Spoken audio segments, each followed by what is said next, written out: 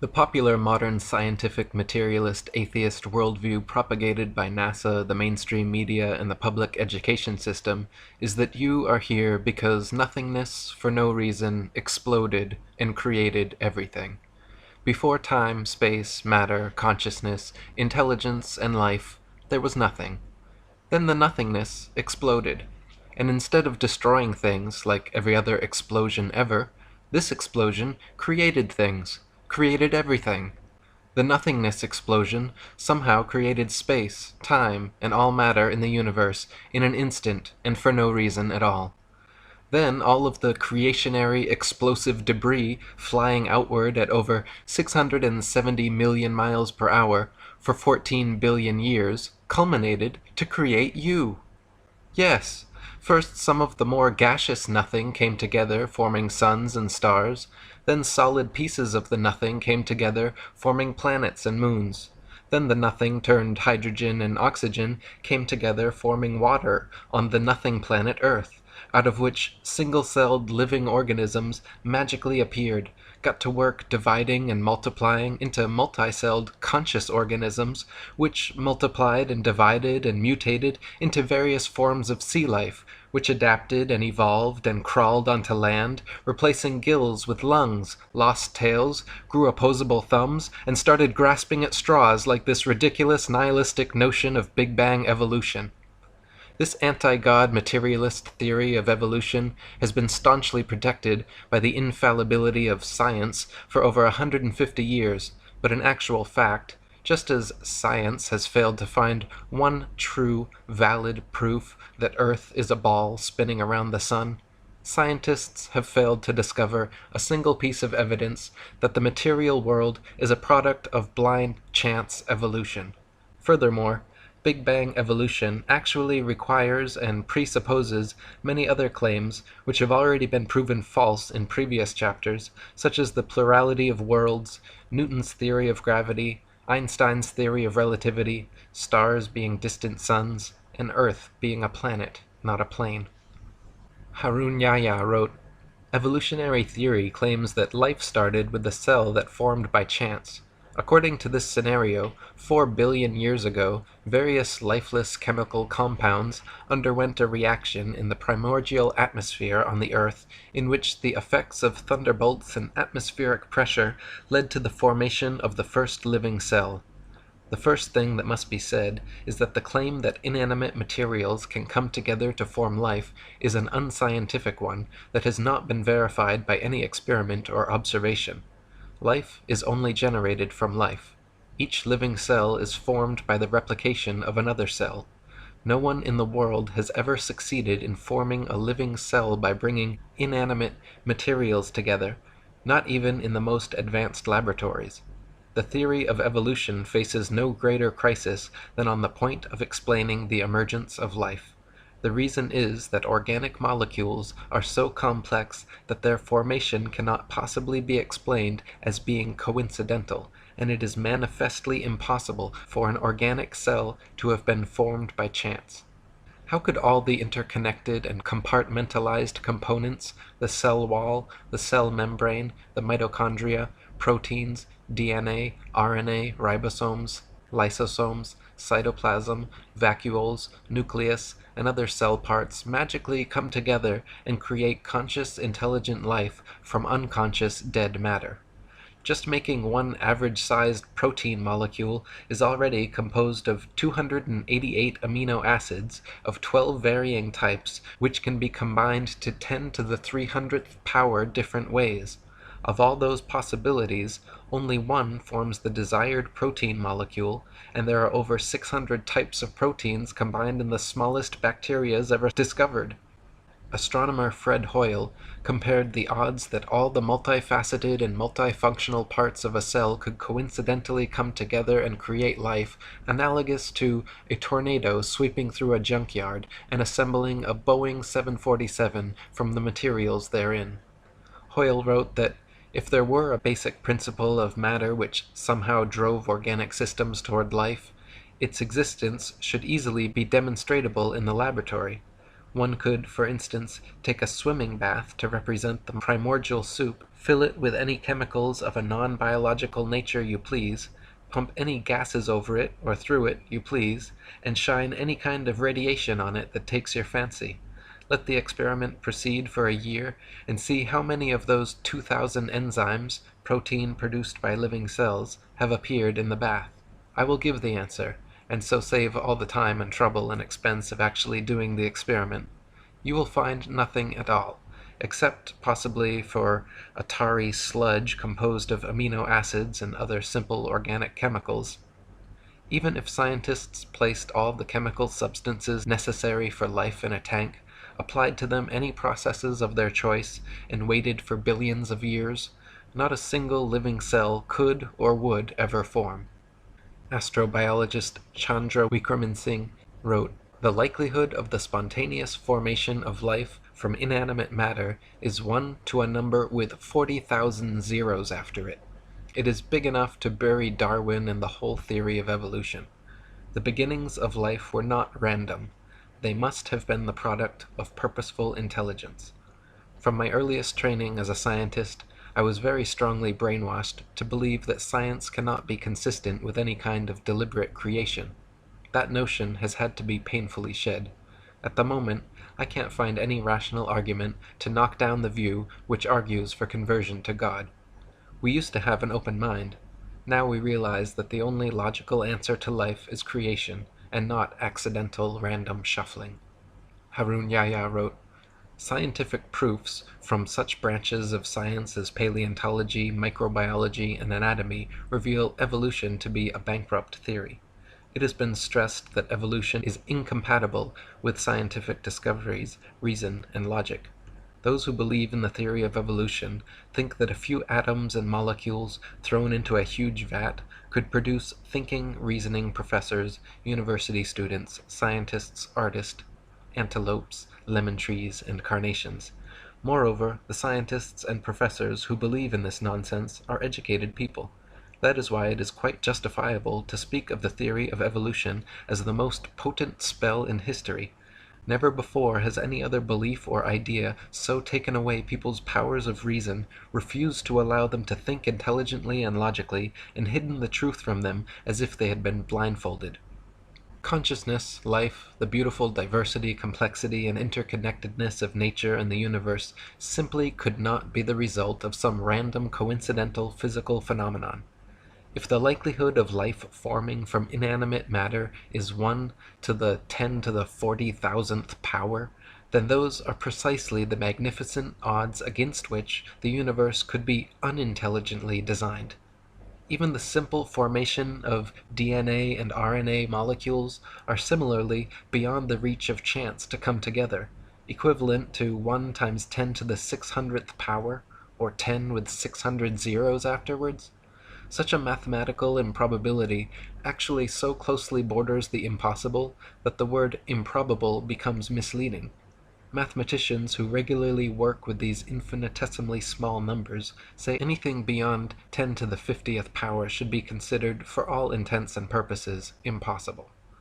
Dr. Leslie Orgel, an associate of Francis Crick, the discoverer of DNA, wrote, "It is extremely improbable that proteins and nucleic acids, both of which are structurally complex, arose spontaneously in the same place at the same time.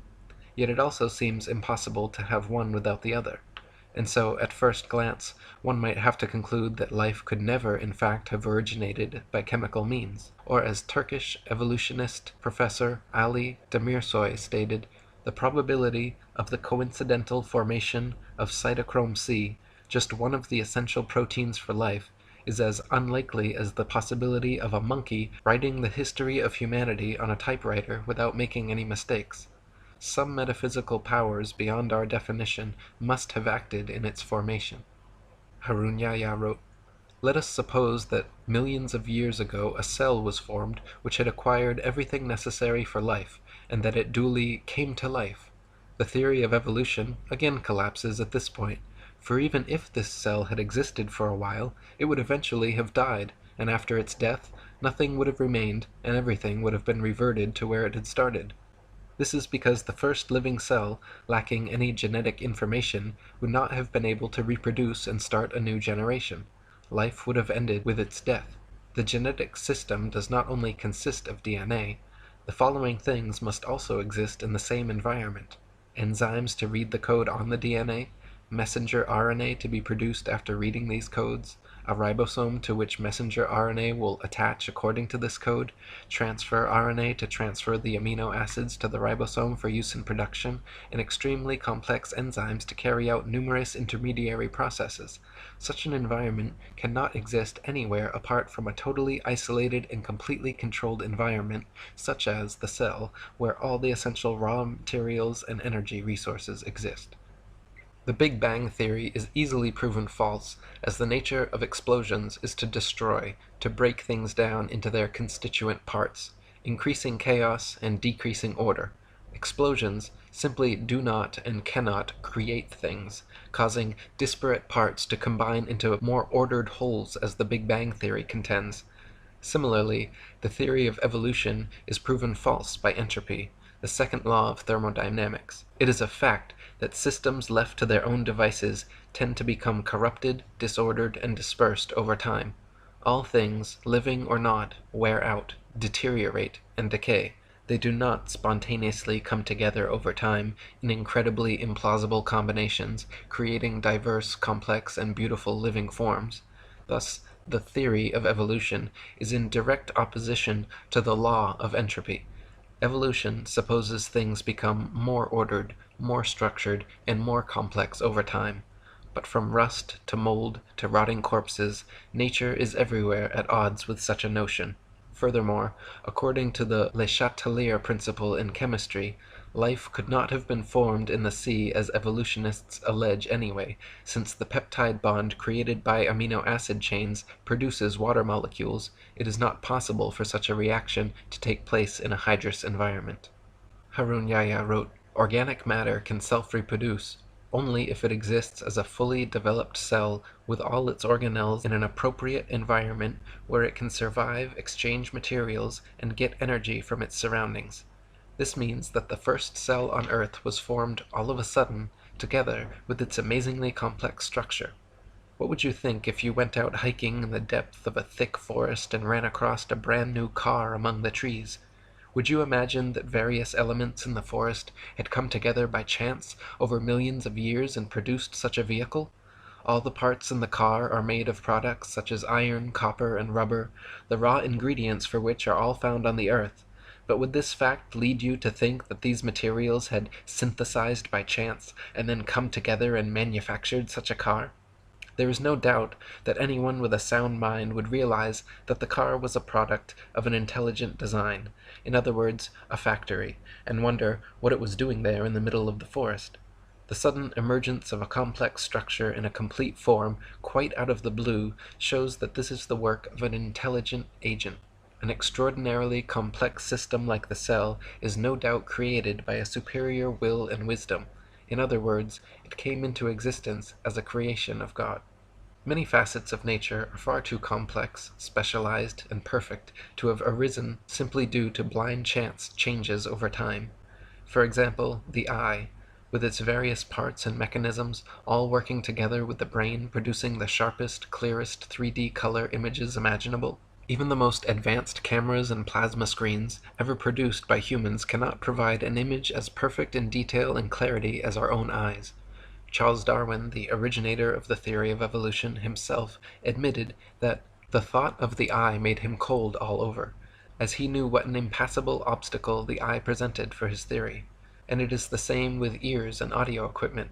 For over a century, many thousands of researchers, scientists, and engineers have been working in factories across the world trying to produce sharper, clearer audio and video playing and recording devices, never coming close to the capabilities and perfection of the human ear and eye.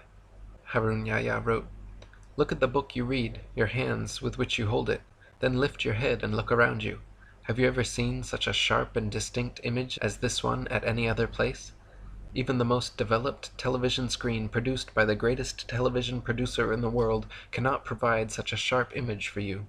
This is a three-dimensional, colored, and extremely sharp image. No one would say that a hi-fi or a camera came into being as a result of chance.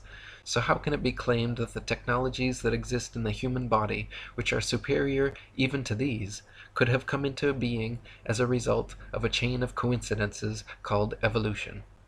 It is evident that the eye, the ear, and indeed all the parts of the human body are products of a very superior creation. Charles Darwin, in his Origin of Species, the veritable Bible of atheist materialists, stated that if my theory be true, numberless intermediate varieties, linking most closely all of the species of the same group together, must assuredly have existed. Consequently, evidence of their former existence could be found only amongst fossil remains. Darwin himself knew no such transitional forms had been discovered, and hoped that they would be found in the future. He even admitted in his Difficulties on Theory chapter that these missing intermediate forms were the biggest stumbling block for his theory. He called it the most obvious and gravest objection which can be urged against my theory. Harun Yahya wrote, "According to the theory of evolution, every living species has emerged from a predecessor. One species which existed previously turned into something else over time, and all species have come into being in this way. According to the theory, this transformation proceeds gradually over millions of years. If this were the case, then innumerable intermediary species should have lived during the immense period of time when these transformations were supposedly occurring. For instance, there should have lived in the past some half-fish, half-reptile creatures which had acquired some reptilian traits in addition to the fish traits which they already had. Or there should have existed some reptile bird creatures which had acquired some avian traits in addition to the reptilian traits they already possessed. Evolutionists refer to these imaginary creatures, which they believe to have lived in the past, as transitional forms. If such animals had really existed, there would have been millions, even billions of them. More importantly, the remains of these creatures should be present in the fossil record. The number of these transitional forms should have been even greater than that of present animal species, and their remains should be found all over the world." Darwin hoped that transitional forms of animal species gradually evolving into different species would eventually be discovered at some future time in the fossil record. To this day, however, no such transitional forms have ever been found anywhere in the world. Darwin's observations regarding natural selection and adaptation were certainly correct.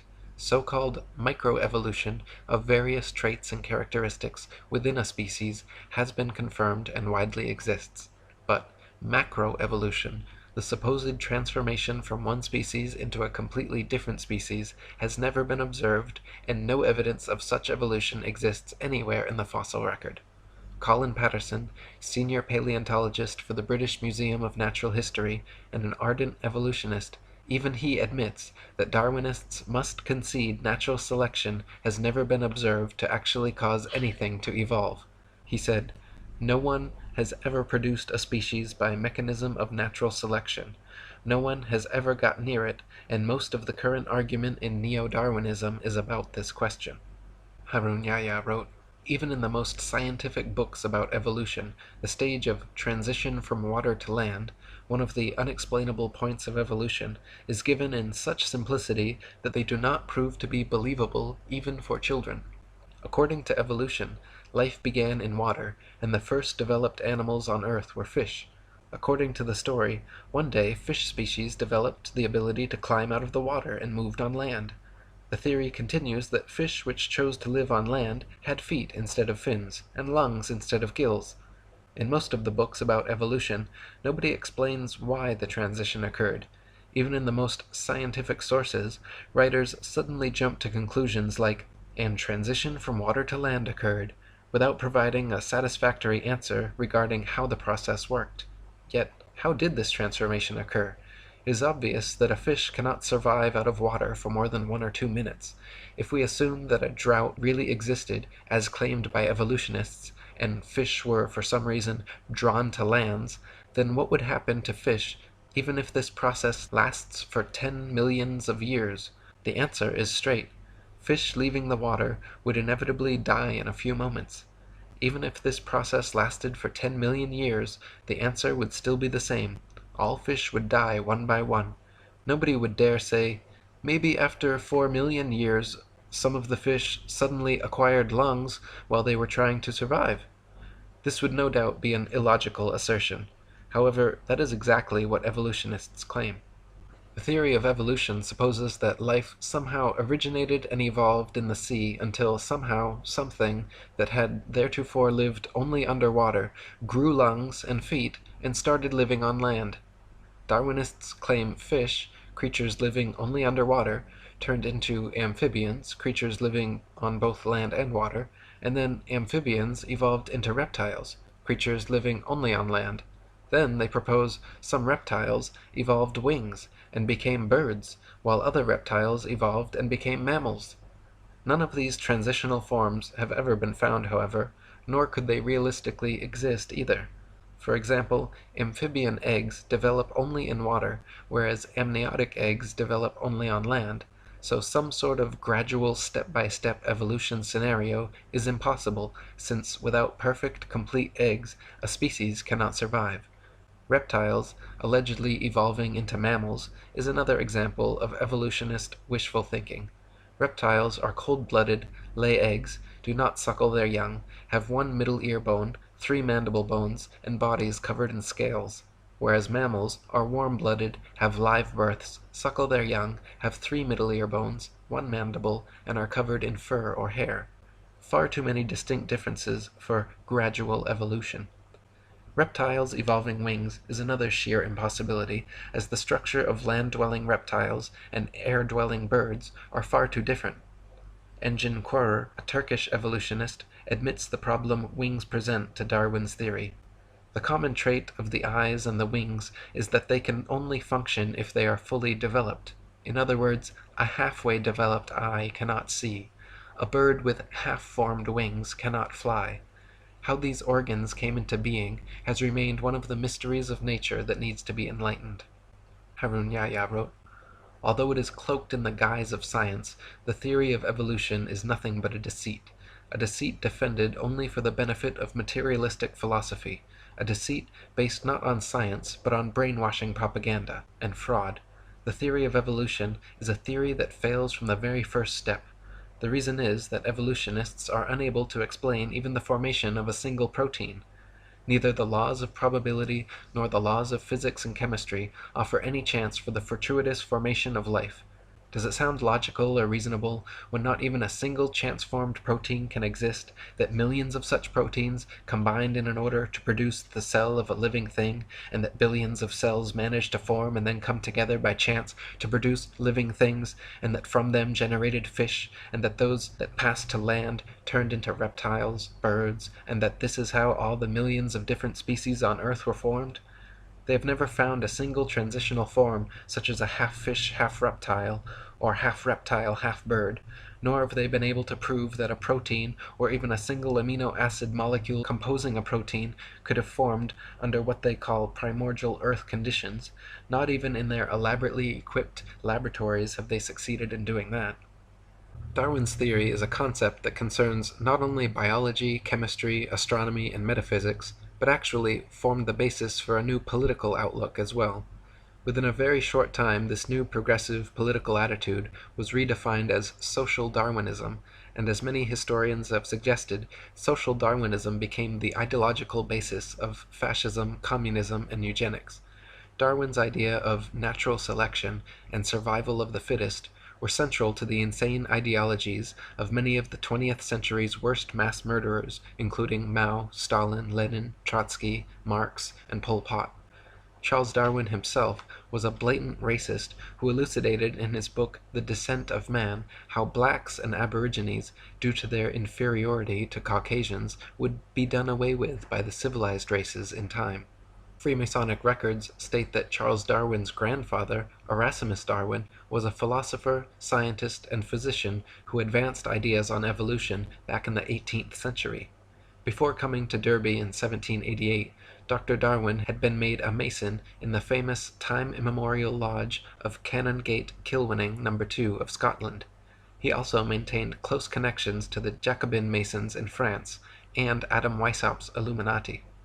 Sir Francis Darwin and Reginald Darwin, 2 of his sons, were also made Masons in Tyrian Lodge No. 253 at Derby. Charles Darwin does not appear on the rolls of the lodge, but it is most likely that he, like his grandfather, his sons, and his bulldog, T.H. Huxley, was a Mason. Charles wrote that he used to listen to his grandfather's ideas of evolution and was greatly influenced by them. Erasmus was the first man to put forward the notion of evolution in England. He was known as a respected person, but he had a very dark private life, and at least 2 illegitimate children. Charles himself would go on to marry his first cousin and have 3 children die due to complications from inbreeding. Harun Yahya wrote, Masons, thinking that Darwinism could serve their goals, played a great role in its dissemination among the masses. As soon as Darwin's theory was published, a group of volunteer propagandists formed around it, the most famous of whom was Thomas Huxley, who was called Darwin's bulldog.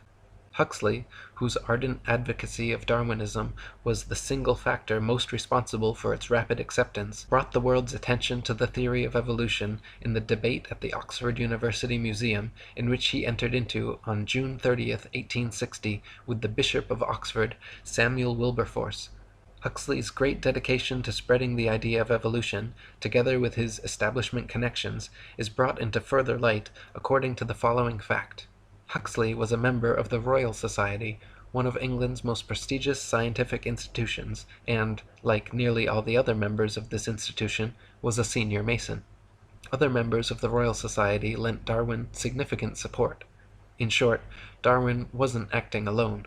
From the moment his theory was proposed, he received the support that came from the social classes and groups whose nucleus was made up of Masons. An important example which proves the fact that Darwinism is one of the biggest deceptions of atheistic Freemasonry is a resolution carried in a Mason meeting. The 33rd Degree Supreme Council of Mizraim Freemasonry at Paris reveals in its minutes its promotion of evolution as science, while they themselves scoffed at the theory. The minutes read as follows. It is with this object in view, the scientific theory of evolution, that we are constantly, by means of our press, arousing a blind confidence in these theories. The intellectuals will puff themselves up with their knowledge, and without any logical verification of them, will put into effect all the information available from science, which our agentur specialists have cunningly pieced together for the purpose of educating their minds in the direction we want. Do not suppose for a moment that these statements are empty words. Think carefully of the successes we arranged for Darwinism. Atheistic Freemasonry in the United States has picked up the resolution of Mizraim before long. New Age magazine in its March 1922 issue stated that the kingdom of atheistic Freemasonry will be established by evolution and the development of man himself. As seen above, the false scientific image of evolution is a deception set in the 33rd degree atheist Masonic lodges. Atheist Masons openly admit that they will use the scientists and media which are under their control to present this deception as scientific, which even they find funny. The Mimar Sinan Journal, published by the Turkish Great Freemasonry Lodge, has openly discussed their mission to use Darwinism to overthrow religion and belief in God. One article mentioned, Today, the only valid scientific theory accepted both by most civilized countries and underdeveloped ones remains to be Darwinism. However, neither the Church nor other religions have collapsed yet. The legend of Adam and Eve is still being taught as religious teaching in holy books. In other words, it seems that one of the main goals of modern Masons, besides convincing people of the Ball Earth and Big Bang, is to abolish creationism and replace it with their godless myth of blind chance evolution. Just like Copernicus never claimed to have any new or special evidence for his heliocentric theory, Darwin never claimed to have any verifiable scientific evidence proving his evolution theory. Yet here we are 150 years later, no closer to a proof of either, but with the vast majority of indoctrinated sheeple convinced they are monkey men hanging from a spinning ball. Harun Yahya wrote, When we look at the Western media carefully, we frequently come across news dwelling on the theory of evolution. Leading media organizations and well-known and respectable magazines periodically bring this subject up. When their approach is examined, one gets the impression that this theory is an absolutely proven fact, leaving no room for discussion. Ordinary people reading this kind of news naturally start to think that the theory of evolution is a fact, as certain as any law of mathematics. They print headlines in big fonts. According to Time magazine, a new fossil that completes the gap in the fossil chain has been found. or nature indicates that scientists have shed light on the final issues of evolutionary theory. The finding of the last missing link of the evolution chain means nothing because there is not a single thing proven about evolution. In short, both the media and academic circles, which are at the disposal of anti-religionist power centers, maintain an entirely evolutionist view, and they impose this on society. This imposition is so effective that it has in time turned evolution into an idea that is never to be rejected. Denying evolution is seen as being contradictory to science and fundamental realities. The information we have considered throughout this book has shown us that the theory of evolution has no scientific basis, and that, on the contrary, evolutionist claims conflict with scientific facts. In other words, the force that keeps evolution alive is not science. The theory of evolution is maintained by some scientists, but behind it there is another influence at work. This other influence is materialist philosophy. Materialist philosophy is one of the oldest beliefs in the world, and assumes the existence of matter as its basic principle. According to this view, matter has always existed, and everything that exists consists of matter. This makes belief in a creator impossible, of course, because if matter has always existed, and if everything consists of matter, then there can be no supermaterial creator who created it. The fact of the matter is, evolution is, was, and always has been a foregone conclusion by people looking for any answer other than God. When you metaphysically exclude the existence of an intelligent, creative consciousness behind the creation of the material world, the only answer left is random happenstance. Everything must be the result of coincidence, chance, and circumstance once you have excluded the possibility of a supreme intelligent creator. But no matter how diligently it is denied, the truth remains. You simply are not some cosmic accident, not the result of random happenstance, chance, or coincidence. Your eyes, your ears, your feelings, your life and consciousness are all the result of the most supremely intelligent design. My previous book, Spiritual Science, is a 284-page refutation of materialist science and philosophy, which proves far beyond any reasonable doubt that atheistic materialism is an invalid, untenable, destructive philosophy, and that consciousness and intelligence existed before and beyond all space, time, and matter. Malcolm Muggeridge, an atheist philosopher and supporter of evolution for 60 years, finally admitted before his death that I myself am convinced that the theory of evolution, especially the extent to which it's been applied, will be one of the great jokes in the history books in the future. Posterity will marvel that so very flimsy and dubious an hypothesis could be accepted with the incredible credulity that it has. Harun Yahya wrote, according to these professors, a number of simple chemical substances first came together and formed a protein, which is no more possible than a randomly scattered collection of letters coming together to form a poem. Then, other coincidences led to the emergence of other proteins. These then also combined by chance in an organized manner, not just proteins, but DNA, RNA, enzymes, hormones, and cell organelles, all of which are very complex structures within the cell, coincidentally happen to emerge and come together. As a result of these billions of coincidences, the first cell came into being. If you put a carved stone or wooden idol in front of these people and told them, look, this idol created this room and everything in it, they would say that was utterly stupid and refuse to believe it. Yet, despite that, they declare the nonsense that the unconscious process known as chance gradually brought this world and all the billions of wonderful living things in it into being, to be the greatest scientific explanation.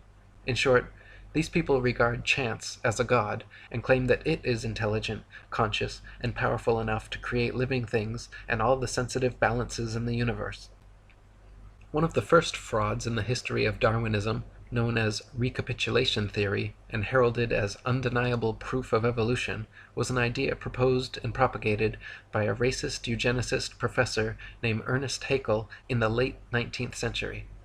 A contemporary and friend of Charles Darwin, and Thomas Bulldog Huxley, Haeckel postulated that human and other animal embryos experience a miniature form of the entire evolutionary impulse during their development in the womb, displaying first characteristics of fish, then reptile, and lastly mammalian or human.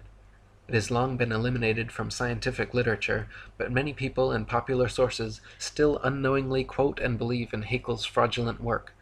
several popular magazines and school textbooks as recently as the 1990s, over a century after being exposed, were still publishing Haeckel's hoaxed pictures and recapitulation theory as science fact.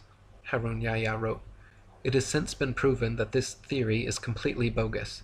It is now known that the gills that supposedly appear in the early stages of the human embryo are in fact the initial phases of the middle ear canal, parathyroid, and thymus. The part of the embryo which was likened to the egg yolk pouch turns out to be a pouch that produces blood for the infant. The part that had been identified as a tail by Haeckel and his followers is in fact the backbone, which resembles a tail only because it takes shape before the legs do." Another interesting aspect of recapitulation was Ernest Haeckel himself, a faker who falsified his drawings in order to support the theory he advanced. Haeckel's forgeries purported to show that fish and human embryos resembled one another. When he was caught out, the only defense he offered was that other evolutionists had also committed similar offenses. Haeckel was charged with fraud by 5 professors and convicted by a university court at Jena, where he admitted that several of his drawings were forgeries, that he was merely filling in missing links where evidence was thin, and that hundreds of his contemporaries were guilty of the same charge. During the trial, he said, "After this compromising confession of forgery, I should be obliged to consider myself condemned and annihilated if I had not the consolation of seeing side by side with me in the prisoner's dock hundreds of fellow culprits, among them many of the most trusted observers and most esteemed biologists. The great majority of all the diagrams in the best biological textbooks, treatises, and journals would incur in the same degree the charge of forgery, for all of them are inexact and are more or less doctored, schematized, and constructed." What an admission! Not only did Haeckel confess his own forgeries, but he admitted that there were hundreds of other scientific fraudsters similarly doctoring findings in the best biological textbooks, treatises, and journals, several of which will be examined in this chapter. As it turns out, Haeckel had simply copied and printed the same human embryo pictures several times over, claiming each were various other animal embryos with exact parallels, when in fact the parallels do not exist, and the pictures were copies he knowingly and intentionally made to suit his recapitulation idea. Malcolm Bowden wrote, "To support his theory, Haeckel, whose knowledge of embryology was self-taught, faked some of his evidence. He not only altered his illustrations of embryos, but also printed the same plate of an embryo 3 times, and labeled one a human, the second a dog, and the third a rabbit, to show their similarity." Dr. Michael Richardson wrote, "This is one of the worst cases of scientific fraud. It's shocking to find that somebody one thought was a great scientist was deliberately misleading. It makes me angry.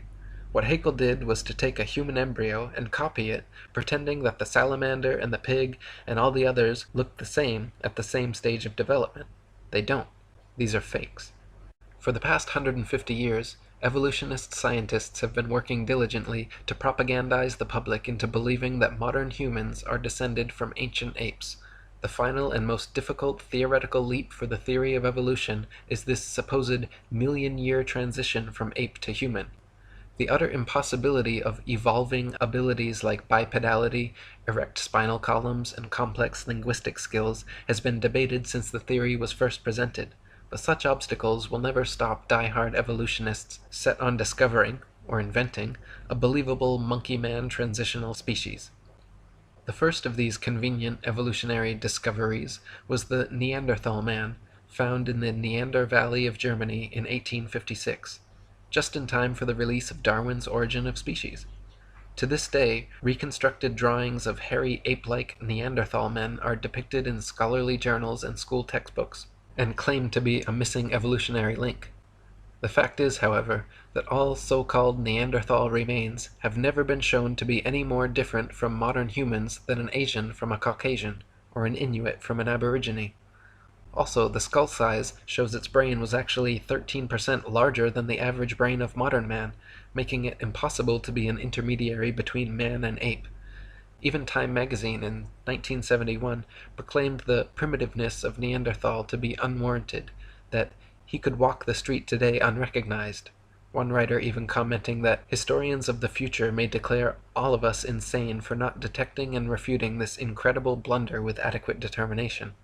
One of the main proponents pushing Neanderthal man as an authentic species nowadays is Rainer Prosch, a German professor who dated the fossils at 36,000 years old, allowing them to fit perfectly in the evolutionist timeline.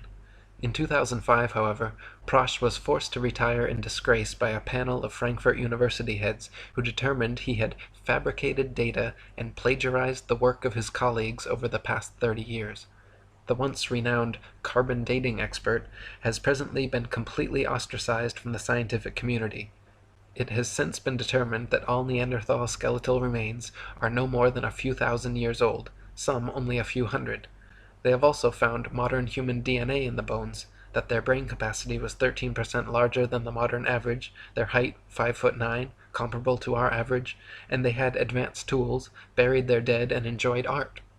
University of Berlin professor Rudolf Virchow, Ernest Haeckel's former professor and the father of modern pathology, back in 1872 concluded the original Neanderthal remains were simply that of an unfortunate Homo sapiens who had suffered childhood rickets, adult arthritis, and was victim to several damaging blows to the head. Eric Trinkaus, a paleoanthropologist from New Mexico University, concluded his examination stating, "Detailed comparisons of Neanderthal skeletal remains with those of modern human have shown that there is nothing in Neanderthal anatomy that conclusively indicates locomotor, manipulative, intellectual, or linguistic abilities inferior to those of modern humans." In 1891, the next ape-man discovery was found in Java, Indonesia, by Eugene Dubois, who coincidentally happened to be a student and apprentice of evolutionist hoaxer Ernest Haeckel. Dubois found a skull cap, a leg bone, a jaw fragment, and 3 teeth, from which he reconstructed the ape-like Java man. Within 10 years of its discovery, Java man was the main subject of over 80 evolution books and articles. It was given the scientific name of Anthropopithecus erectus, and later changed to Pithecanthropus erectus, and finally Homo erectus, undoubtedly for super-official pseudoscientific reasons. Hank Hanegraaff wrote, "Java man was discovered by a Dutchman. I'm a little embarrassed by that because I'm a Dutchman myself. His name was Eugene Dubois. The bones were found in 1891 on an Indonesian island of Java in Southeast Asia along the banks of the Solo River. And there was an interesting assortment. He found a leg bone, a skull cap, a jaw fragment, and 3 teeth. And that's what he concocted Java man from. Interestingly, some of the teeth were old and some young. The bones belonged to ape, female and male. It was an interesting conglomeration, and the reason that people didn't catch on to it is because the find of Dubois was kept from scholars for about 30 years. He also withheld the discovery of modern human remains, which were found in the same stratum as Java man. Of course, that would have ruined his claims that Java man was the ancestor of modern-day humans. Finally, enough pressure was placed on him that the actual bones were allowed to be examined and the discrepancies were found, and eventually enlightened America, as well as the world, found out that this was a hoax. Unfortunately, hoaxes die hard. Recently, Time magazine ran a cover story entitled "How Man Became Man," and starts off ridiculing Christians and creationists, then goes on to present Java man as though it were a fact. Java man's teeth were found to be of different ages, and the bones a mixture of human and ape, with a giant gibbon skull. Rudolf Virchow, Haeckel's own professor and the foremost pathology expert of his time, stated, "In my opinion, this creature was an animal, a giant gibbon in fact, and the thigh bone has not the slightest connection with the skull." He and many others have concluded the thigh bone is quite clearly human, while the skull cap and teeth belong to a primate. In 1912, a doctor and paleoanthropologist named Charles Dawson claimed to have found a jawbone and cranial fragment of an ape-man transitional form in a pit in Piltdown, England. It was alleged to be 500,000 years old, and was displayed as absolute proof of human evolution in museums across the world. For the next 40 years, scores of scientific articles, artist reconstructions, and over 500 doctoral theses were written about Piltdown Man.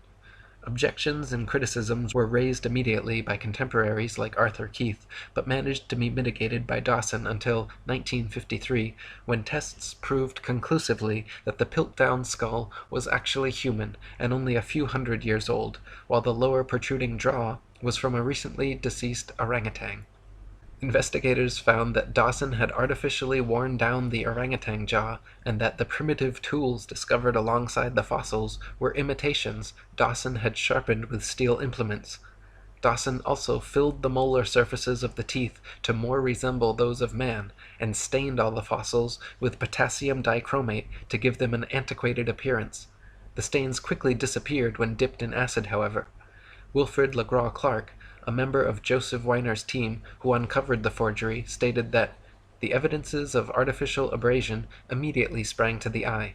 Indeed, so obvious did they seem, that it may well be asked, how was it that they had escaped notice before? Within days, Piltdown Man was removed from the British Museum, where it had been on display for 4 decades.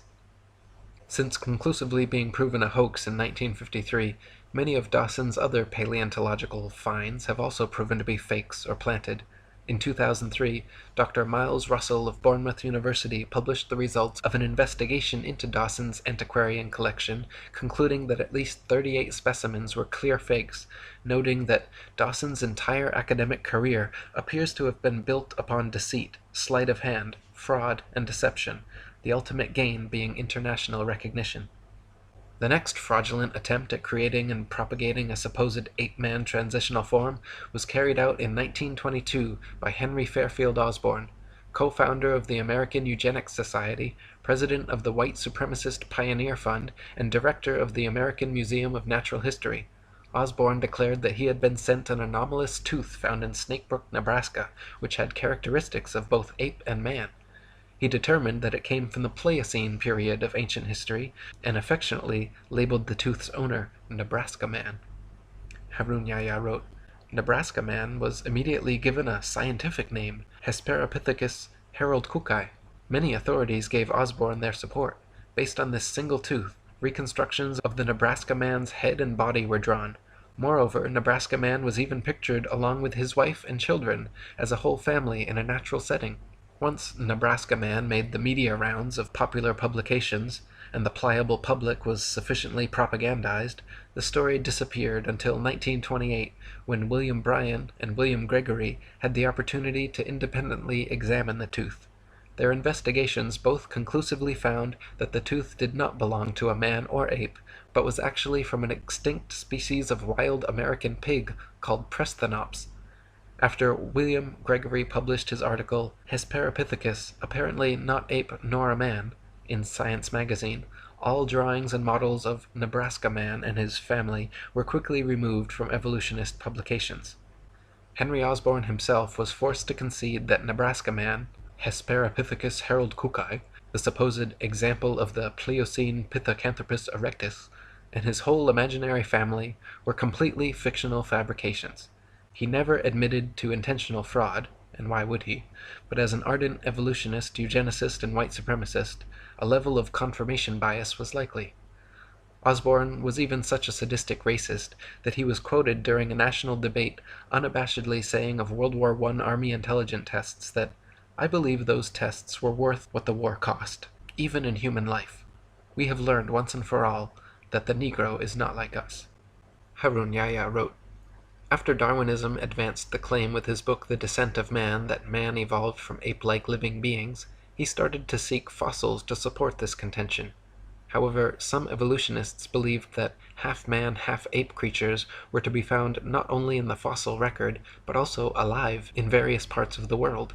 In the early 20th century, these pursuits for living transitional links led to unfortunate incidents, one of the cruelest of which is the story of a pygmy by the name of Oda Benga.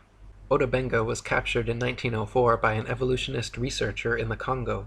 In his own tongue, his name meant friend. He had a wife and 2 children.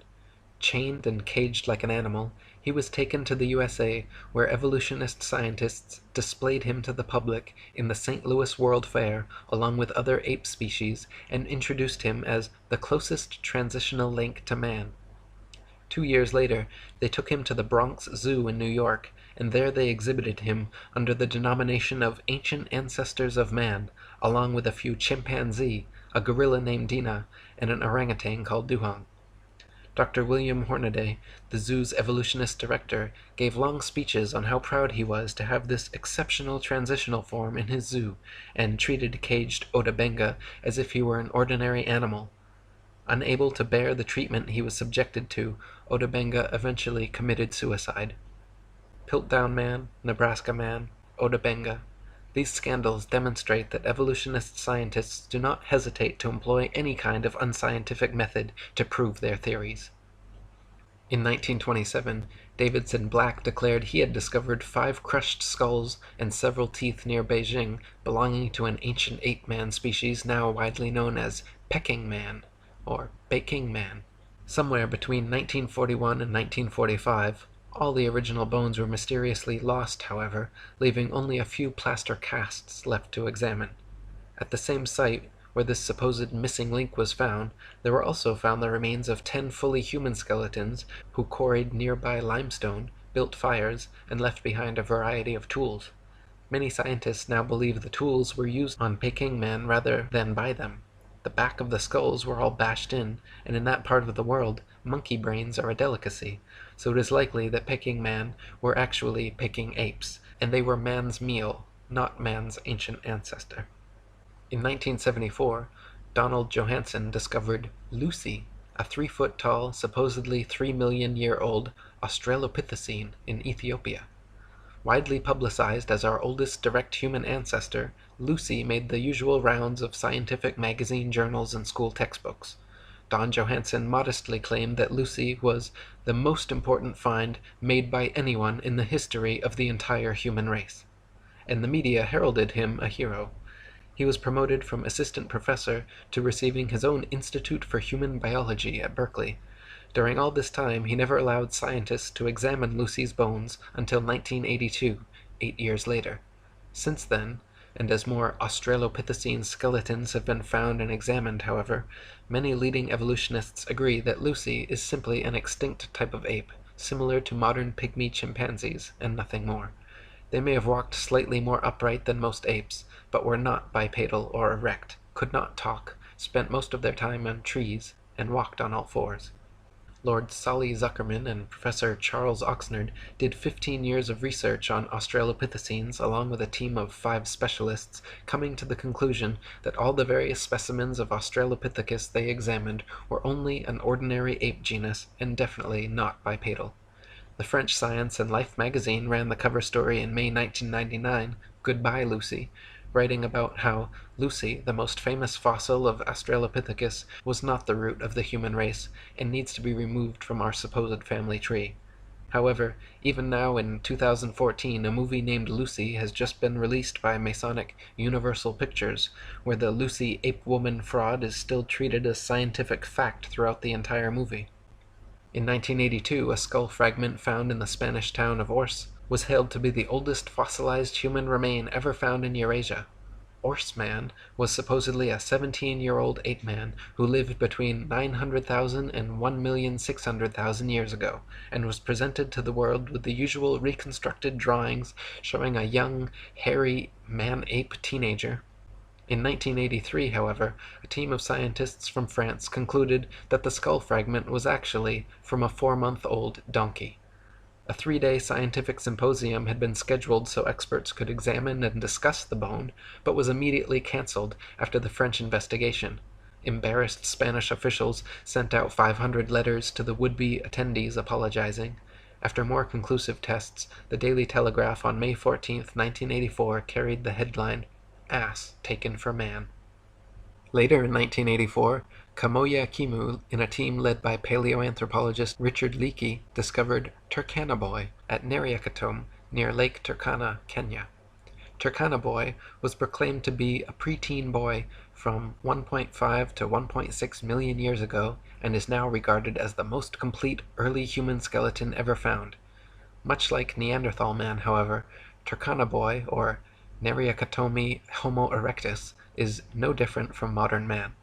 American paleoanthropologist Alan Walker said, "I doubt the average pathologist could tell the difference between the fossil skeleton and that of a modern human." He wrote that he laughed upon first seeing it because it looked so much like a Neanderthal. Turkana was bipedal, with arms and legs of human proportions, an upright skeletal structure, comparable in height, cranial size, and development rate of modern humans. Even the discovering team leader, Richard Leakey, stated that the difference between this specimen of Homo erectus and modern man are no more pronounced than simple racial variances. The shape of the skull, the degree of protrusion of the face, the robustness of the brows, and so on, these differences are probably no more pronounced than we see today between the separate geographical races of modern humans. Such biological variation arises when populations are geographically separated from each other for significant lengths of time. So when seen for what they really are, all the supposed ape-men discoveries and reconstructions are nothing but frauds and fantasies. Neanderthal man was just an ordinary man. Java man and Piltdown man were composed of human and ape bones. Nebraska man was actually a pig. Peking man was actually man's meal. Lucy was just a monkey. Orse man was a donkey. And Turkana was just a boy. Harun Yahya wrote, Reconstruction can be explained as drawing a picture or constructing a model of a living thing based on a single bone, sometimes only a fragment, that has been unearthed. The ape-men we see in newspapers, magazines, or films are all reconstructions. The fossils that are claimed to be evidence for the human evolution scenario are in fact products of fraud. For more than 150 years, not even a single fossil to prove evolution has been found. As a matter of fact, the reconstructions, drawings or models, of the fossil remains made by the evolutionists are prepped speculatively precisely to validate the evolutionary thesis. David R. Pilbeam, an anthropologist from Harvard, stresses this fact when he says, "At least in paleoanthropology, data are still so sparse that theory heavily influences interpretations. Theories have, in the past, clearly reflected our current ideologies instead of the actual data. Since people are highly affected by visual information, these reconstructions best serve the purpose of evolutionists, which is to convince people that these reconstructed creatures really existed in the past." All the many models, drawings, cartoons, mannequins, and movies made involving various ape-men are complete fiction and fabrication, because no one can actually accurately determine the outward appearance of an animal based solely on bone structure. Soft tissue, which vanishes quickly after death and is responsible for the look of one's eyes, ears, nose, lips, hair, eyebrows, skin, etc., totally depends on the imagination of the person reconstructing them. Ernest A. Houghton of Harvard University stated, "To attempt to restore the soft parts is an even more hazardous undertaking. The lips, the eyes, the ears, and the nasal tip leave no clues on the underlying bony parts. You can with equal facility model on a Neanderthaloid skull the features of a chimpanzee or the lineaments of a philosopher. These alleged restorations of ancient types of man have very little if any scientific value, and are likely only to mislead the public. So put not your trust in reconstructions." There is no concrete fossil evidence to support the ape-man image which is unceasingly promulgated by the media and evolutionist academic circles.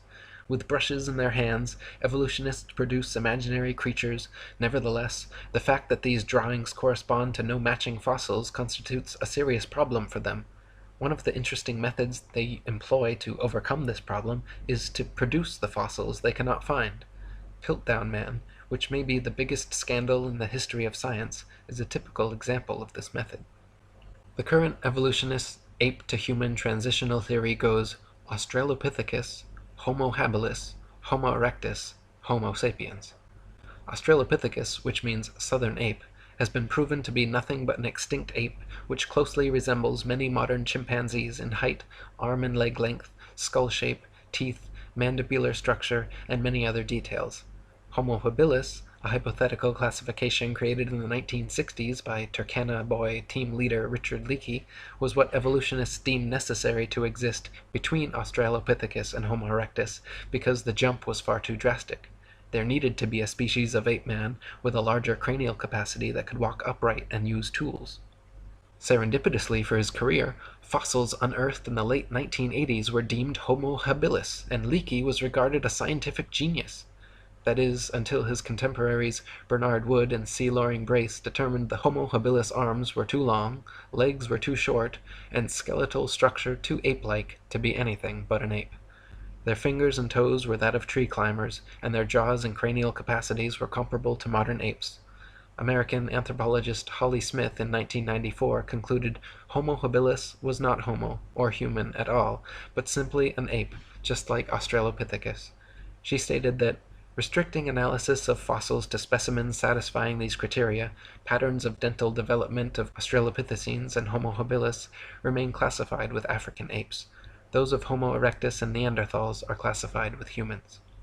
So Australopithecus and Homo habilis, the first two classifications, are both actually fully ape, while Homo erectus and Homo sapiens, the second two classifications, are in fact fully human and comparable to modern man, with variances no greater than the natural variances of race and genetics.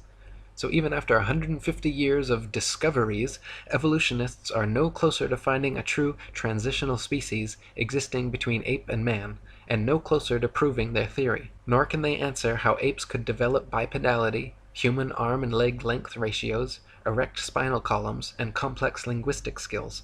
If humans evolved from apes, why do apes still exist?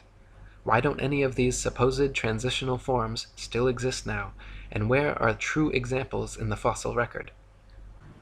The class Dinosauria was originally defined by Sir Richard Owen of the Royal Society and Superintendent of the British Museum Natural History Department in 1842. Or, in other words, the existence of dinosaurs was first speculatively hypothesized by a knighted museum head coincidentally in the mid-19th century during the heyday of evolutionism, before a single dinosaur fossil had ever been found.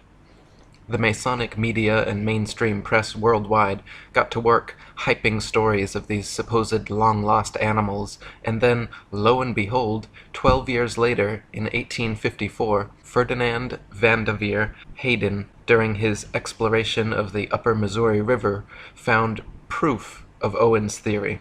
A few unidentified teeth he mailed to leading paleontologist Joseph Leidy, who several years later declared them to be from an ancient, extinct Trachodon dinosaur, which, beyond ironically, means rough tooth. Firstly, it should be needless to say that it is impossible to reconstruct an entire hypothetical ancient animal based on a few teeth. But even more importantly, it is dubious that a myriad of ancient reptile, bird, and reptile mammal transitional forms necessary for the blossoming theory of evolution would be hypothesized and then conveniently discovered by teams of evolutionist archaeologists purposely out looking to find such fossils. And it is even more dubious that such fossils have supposedly existed for millions of years, but were never found by or known to any civilization in the history of humanity until evolutionism's Masonic Renaissance in the mid-19th century. David Wozni wrote, "Why are there no discoveries by Native Americans in all the years previous when they roamed the American continents? There is no belief of dinosaurs in the Native American religion or tradition. For that matter, why were there no discoveries prior to the 19th century in any part of the world? According to the World Book Encyclopedia, before the 1800s, no one ever knew that dinosaurs existed. During the late 1800s and early 1900s, large deposits of dinosaur remains were discovered. Why has man suddenly made all these discoveries? No tribes, cultures, or countries in the world ever discovered a dinosaur bone before the mid-1800s, and then they were suddenly found all over the world in North America, South America, Europe, Asia, Africa, Argentina, Belgium, Mongolia, Tanzania, West Germany, and many other places apparently had large deposits of dinosaur fossils never before seen. All these places were inhabited and well explored for thousands of years before this time. Why had no one ever found a dinosaur fossil before?" According to the book The Dinosaur Project, paleontological journalist Wayne Grady claims the period following this, from around 1870 to 1880, became a period in North America where some of the most underhanded shenanigans in the history of science were conducted. In what was known as the Great Dinosaur Rush, or the Bone Wars, Edward Drinker Cope of the Academy of Natural Sciences and Othniel Marsh of the Peabody Museum of Natural History began a lifelong rivalry and passion for dinosaur hunting. They started out as friends, but became bitter enemies during a legendary feud involving double-crossing, slander, bribery, theft, spying, and destruction of bones by both parties.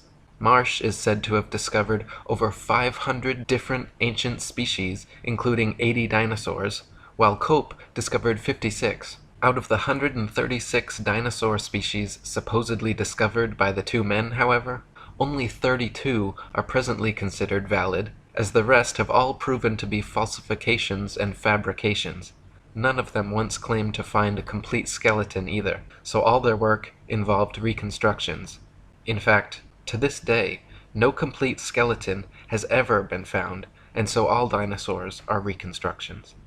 David Wozni wrote, "Discoveries and excavations seem not to be made by disinterested people such as farmers, ranchers, hikers, outdoor recreationists, building construction industry basement excavators, pipeline trench diggers, and mining industry personnel, but rather by people with a vested interest such as paleontologists, scientists, university professors, and museum organization personnel who were intentionally looking for dinosaur bones or who have studied dinosaurs previously.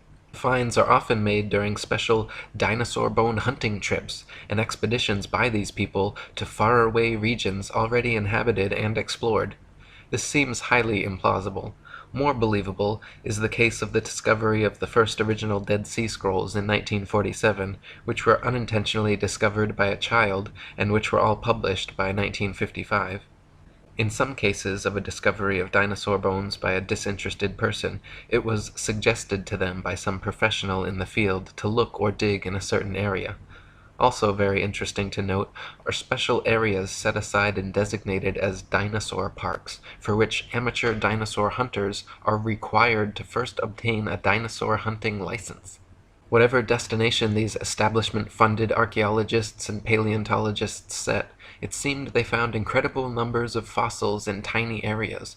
In one of the largest dinosaur excavation sites, called the Ruth Mason Quarry, over 2,000 fossils were allegedly discovered. Casts and original skeletons assembled from these bones are currently on display in over 60 museums worldwide. Florentino Ameghino, head of paleontology at La Plata Museum, is amazingly responsible for 6,000 fossil species supposedly discovered throughout his career, all in Argentina. Dinosaur hunter Earl Douglas sent 350 tons of excavated dinosaur bones to the Carnegie Museum of Natural History throughout his career, all coming from the Dinosaur National Monument in Utah. During an expedition to Patagonia, Dr. Louis Chiappe and Dr. Lowell Dingus supposedly discovered thousands of dinosaur eggs at a site of only a few hundred square yards. Many experts have mentioned how such finds of huge quantities of fossils in one area by just a few highly invested individuals goes against the laws of natural probability and lends credence to the likelihood of forgeries or concentrated planting efforts. David Wozni wrote, "Dinosaur bones sell for a lot of money at auctions. It is a profitable business. There is pressure for academics to publish papers. Museums are in the business of producing displays that are popular and appealing. Movie producers and the media need to produce material to sell to stay in business. The mainstream media loves to hype alleged dinosaur finds. Much is to be gained by converting a bland, non-dinosaur discovery of a bone of modern origin into an impressive dinosaur find and letting artists' interpretations and imaginations take the spotlight rather than the basic, boring, real find. There are people who desire and crave prestige, fame, and attention. There is the bandwagon effect and crowd behavior, and then there are people and entities pursuing political and religious agendas. Highly rewarding financial and economic benefits to museums, educational and research organizations, university departments of paleontology, discoverers and owners of dinosaur bones, and the book, television, movie, and media industries may cause sufficient motivations for ridiculing of open questioning and for suppression of honest investigation. The fact that T-Rex bones have sold at auctions for upward of $12 million shows how lucrative the field of dinosaur hunting can be, and it just happens to be museum officials who serendipitously seem to make the most prolific finds. The first dinosaur to ever be publicly displayed was the Hadrosaurus fulci at Edward Drinker Cope's Academy of Natural Sciences in Philadelphia. The bones were co-discovered by Joseph Leidy, Cope's esteemed professor, and the man responsible for the Trachodon Toothosaurus. The original Hadrosaurus reconstruction, which is still on display today, shows a huge plaster-cast bipedal reptile standing upright, using its tail as a third leg. What few people know, however, is that no skull was ever discovered and no original bones were put in the public exhibit. David Wozni wrote, "A visual and a sculptural artist were promptly hired to invent a skull, and from the illustrations of another artist, who had depicted the iguanodon, the two artists drew the same face for the Hadrosaurus fulci. The people involved could now technically defend the existence of this dinosaur if someone were to ask. The stunt worked out so well and fooled the public so thoroughly that they could later change the head of the creature without anyone noticing. To this day, Hadrosaurus fulci is on display at the Academy of Natural Sciences in Philadelphia. The bones are said to be kept behind heavy closed doors, but a plaster copy is exhibited in their place. So we learn of an iguana skull being substituted for the skull of a dinosaur on display. What was the public told at the time? What are we not being told today? What we are not being told is that this is the rule and not the exception. To this day, not a single complete skeleton of any dinosaur has ever been found. All the museum displays, models, mannequins, cartoons, and movies of prehistoric monsters you have ever seen are all imaginative reconstructions based on incomplete skeletons arranged in a manner paleontologists believe to be most realistic. Furthermore, the skeletons exhibited in museums are all admittedly intricate fabrications made of plaster, fiberglass, various epoxies, and other animal bones, not original fossils. When dinosaur bones are transported and prepared, they use strips of burlap soaked in plaster to jacket over the fossils. Then, after applying a tissue separator to keep the plaster from direct contact with the bone, the soaked burlap strips are laid on until it is totally encased in a protective, mummy-like coating ready for safe transport. In an article titled, "A Fossil's Trail from Excavation to Exhibit," one insider remarked that, "Through mold making and casting, we can totally fabricate limbs, ribs, vertebrae, etc. for the missing pieces of an articulated skeletal mount." Plaster, fiberglass, and epoxies are often and commonly used. In reconstruction work on single bones, small to large cracks can be filled in with mache or plaster mixed with dextrin, a starch that imparts an adhesive quality and extra hardness to regular molding plaster. We've also had success using epoxy putties. Large missing fragments can be sculpted directly in place with these same materials. In other words, museum personnel work with plaster and other materials to transport and fabricate skeletons and missing or incomplete bones all the time. In fact, the huge dinosaur bone displays found in museums across the world are admittedly carefully prepared fakes. No independent researcher has ever examined a real dinosaur.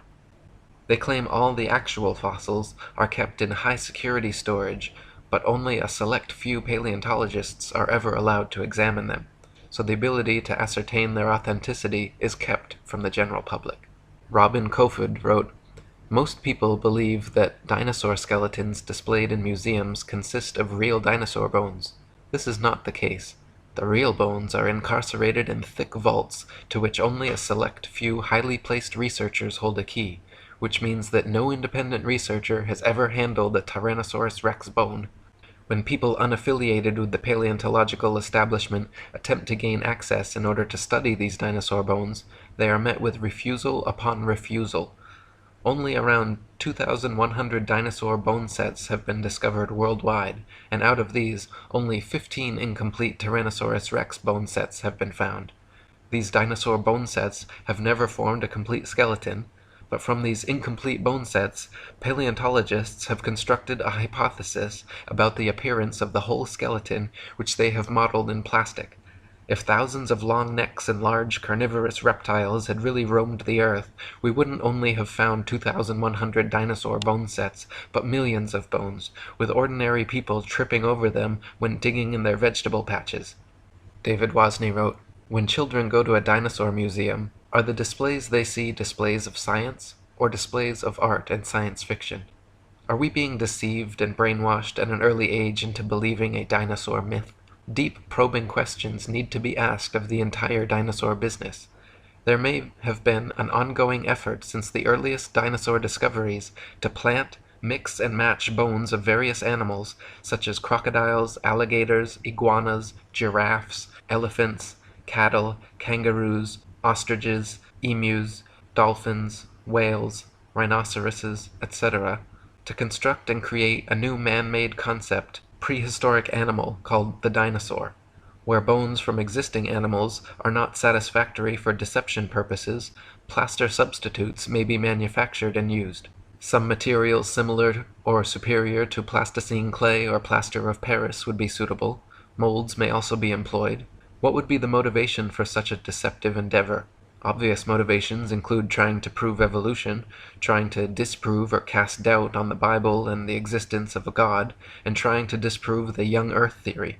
The dinosaur concept implies that if God exists, he tinkered with his idea of dinosaurs for a while, then probably discarded or became tired of this creation, and then went on to create man. The presented dinosaur historical timeline suggests an imperfect God who came up with the idea of man as an afterthought, thus demoting the biblical idea that God created man in his own image. Type dinosaur skulls into a search engine, and you will find a variety of replicas, tailor-made dinosaurs, and museum-quality skeletons.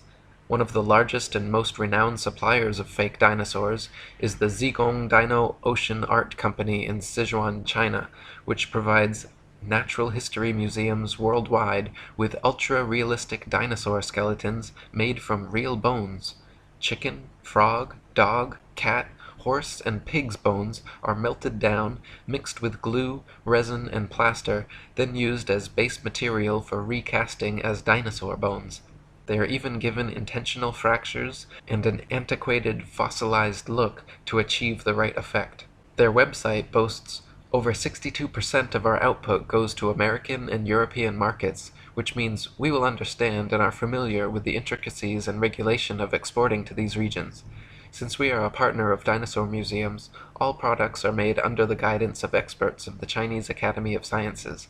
We have gained a global sales network reaching the USA, Brazil, France, Poland, Russia, Germany, Saudi Arabia, South Korea, Thailand, Indonesia, exhibited in Peru, Argentina, Vancouver, Cincinnati, Chicago, and other places. As Alan Fiducia, University of North Carolina paleontology professor, wrote, I have heard there is a fake fossil factory in northeast China, in Liaoning province near the deposits where many of these recent alleged feather dinosaurs were found. Or as David Wozni wrote, the possibility exists that key dinosaur bones on display have been artificially modified through sculpture and carving. Bone sculpture is not an unknown human activity. Many cultures participate in creating man-made objects out of existing bones, totally unrecognizable from the original shape. Is the dinosaur industry a customer of this sort of business? Is it possible that dinosaur skeleton replica are secretly assembled or manufactured in private buildings out of public view, with bones artificially constructed or used from a number of different modern-day animals? Why bother having any authentic original fossils at all if alleged replicas please the public? Another problem with dinosaurs is their unnatural structural dynamics. Many dinosaur skeletons and reconstructions feature bipedal monsters like the T-Rex with a forward-leaning torso and head far larger and heavier than its counterbalancing tail. Many museum displays cannot even stand up under their own weight. It is highly unlikely that beasts this large and disproportionate could exist at all. The loads acting on their skeletons are so great that calculations indicate the bones of the largest dinosaurs would buckle and crack under their own immense weight. Experts have also pointed out that dinosaurs would have to have moved much slower than portrayed in movies to prevent sudden shocks to their skeletons. David Wozni wrote, this idea of slow-moving animals does not agree with the biomechanical analysis of dinosaurs, which indicate that the dinosaurs were agile, active creatures. This is the paradox between the dinosaur's size and lifestyle. Many displays and drawings of dinosaurs appear to be an absurdity, showing a two-legged animal that would be totally off balance, with the weight of head and abdomen much greater than weight of tail, which is supposed to act as a counterbalance. Is the dinosaur industry a case of science trying to meet public desires or expectations? The movie Jurassic Park is an example of showing dinosaurs much larger than any current displays in museums. After the movie came out, it is interesting to note that many articles were written asking, "Is this possible?" I can recall a report of dinosaur DNA being discovered preserved in amber, which later turned out to be false. Robin Kofod wrote, "Overall, several millions of dollars have been spent promoting the existence of dinosaurs through movies, TV, magazines, and comics. The world of movies and paleontology are like Siamese twins. People's view on the existence of dinosaurs is based not on firm evidence, but on Hollywood-fixated artistic impressions. Documentaries colorfully illustrate each dinosaur's characteristics, like colors, weight, and muscle mass, but Don Lessam, advisor for Jurassic Park, admits that this is pure guesswork. Consider, for instance, the question of how much these dinosaurs weigh. Don Lessam says, "Scientists don't know how much dinosaurs weighed." Dinosaurs are presented to the public with colorful artistic reconstructions, drawings, models, mannequins, gigantic skeletons in museums, cartoons and movies showing these beasts in explicit detail, but the fact is, from the assigning and arrangement of bones in each species, to the impossible to discern soft tissue, skin, eyes, noses, color, hairiness, texture, etc., just like the many supposed ape-man species, all dinosaur reconstructions are 100% fictional fabrications created by invested and inventive evolutionists. They purposely present dinosaurs to children in the media to spark and bias their young imaginations toward their machinations. Cartoons like Ice Age and The Land Before Time, movies like Jurassic Park and Dinosaur Island, coloring books, dolls, plastic toys, elementary school textbooks, and huge displays in children's museums certainly have an effect on budding young minds. National Geographic and the Ice Age movies were produced by Mason Rupert Murdoch's News Corp and 20th Century Fox. The Masonic production company Universal Studios created Jurassic Park and The Land Before Time. They are owned by Comcast, whose main shareholders are Masons, J.P. Morgan, and the Rothschilds. Discovery Channel, which features many dinosaur documentaries, is also financially advised by N.M. Rothschilds and Son Limited. Former paleontology student Michael Forsell claimed on a radio interview with leading paleontologist Jack Horner that he was a total fraud, fabricating evidence and perpetuating the myth of dinosaurs. He continued on saying, "I started my career in the field of paleontology only to leave my studies once I realized the whole thing was a sham. It's nonsense. Most of the so-called skeletons in museums are actually plaster casts. They even do it openly on documentaries now, preserving the bones my ass.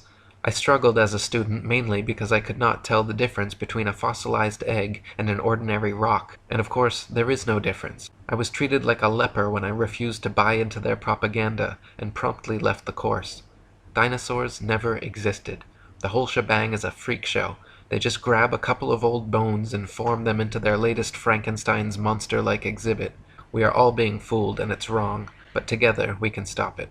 Many claim that since dinosaur fossils have been radiometrically dated to be tens of millions of years old, that their authenticity is thus proven. The fact is, however, that the methods used to date dinosaur fossils involve not measuring the actual fossils, but the rocks near where they are found.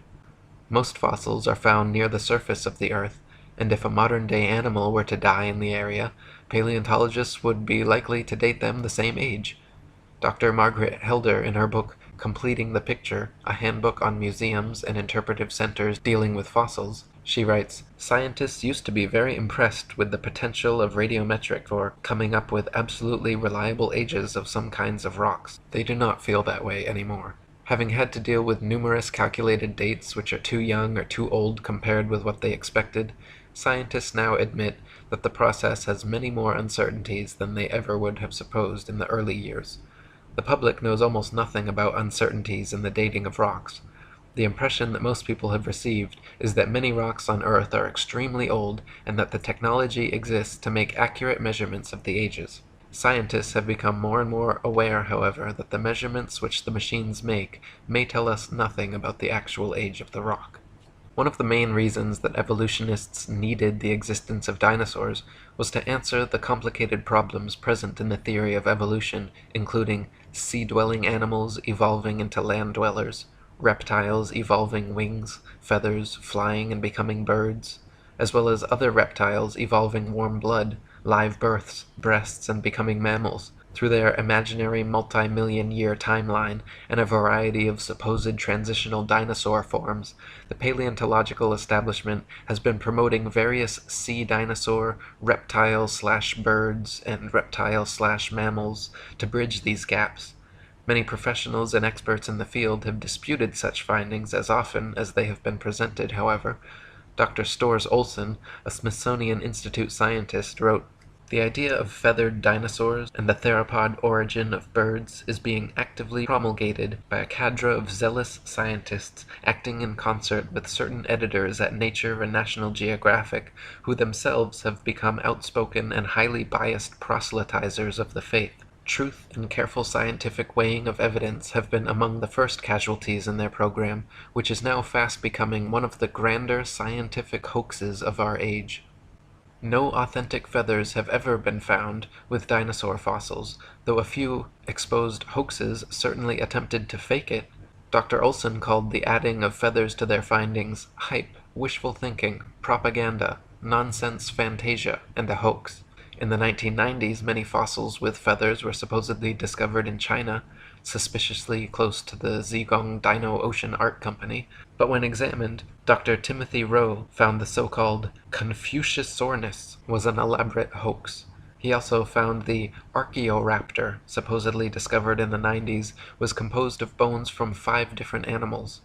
When Dr. Rowe presented his findings to National Geographic, the head scientist reportedly remarked, "Well, all of these have been fiddled with."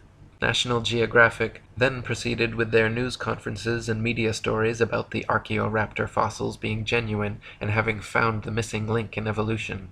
Robin Kofod wrote, "In 1999, National Geographic magazine was busted when they presented in a colorful and fancily presented article the missing link, an Archaeoraptor dinosaur, which was supposed to support the basic tenet of evolutionary theory that dinosaurs had slowly developed over millions of years.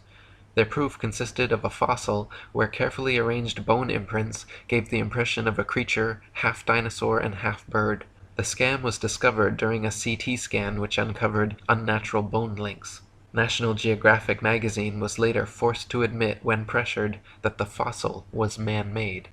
Paleontologists claim that Archaeopteryx is another transitional form of bird evolved from dinosaurs, but this theory falls on its face against overwhelming evidence to the contrary. Other species like Confuciusornis, Launingornis, and Eolalavis have all been found to be contemporary with the Archaeopteryx and are indistinguishable from present-day birds.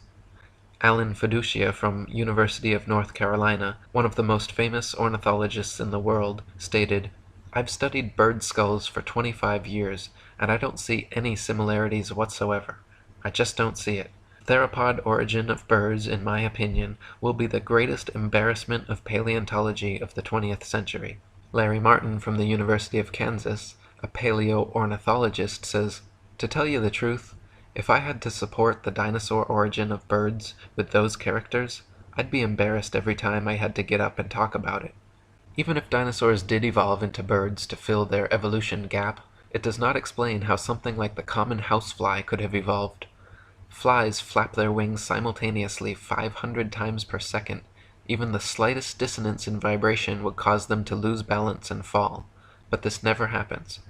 How could they evolve such an amazing and specialized ability? Why were dinosaurs never discovered before the evolutionist renaissance in the mid-19th century? Why do paleontologists think they can reconstruct an entire species of ancient animal from a few teeth? Why have so many dinosaur discoveries turned out to be hoaxes? Why are all authentic dinosaur fossils kept under tight lock and key away from any independent analysis? Why has erosion and weathering not destroyed all these supposed prints and fossils that are allegedly millions of years old?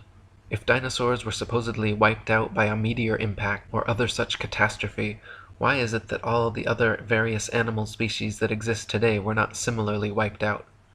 There are many more questions which need to be answered before anyone in their right mind should consider the existence of dinosaurs anything but a convenient evolutionist myth. Robin Kofod wrote, "The paleontological establishment can control which hypotheses will be constructed through textbooks and the curriculum. In this way, students are brainwashed into a pseudo-reality controlled by text material and the teacher's authority. A short practical example. A random dental bone is found at an excavation site, and from this dental bone the rest of the skeleton is guessed at. We are not kidding about this. The entire dinosaurian field of the paleontological program is a sham."